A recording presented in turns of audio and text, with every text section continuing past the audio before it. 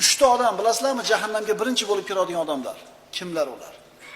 Ular mushrik bo'lmaydi. Ular murtad bo'lmaydi. Ular kofir bo'lmaydi.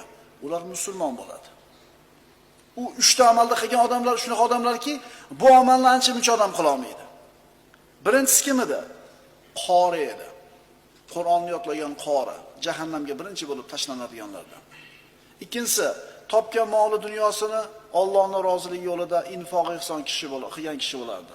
Ikkinchi bo'lib tashlanadi. Uchinchisi, Allohning yo'lida jihodda qatnashib, shu yerda jonini taslim qilgan shahid tashlanadi.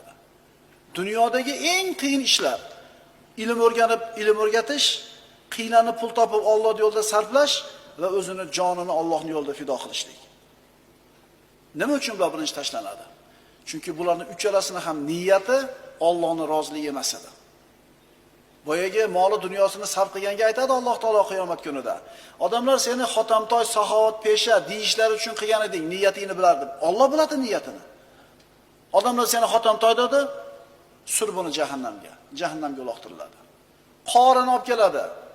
Sen odamlar qori deysin deb Qur'on o'qiding, yodlading. Qoyil qoldirish uchun o'qiding. Va bitta ham luqma olmas ekan, va ovozi juda ham zo'r ekan.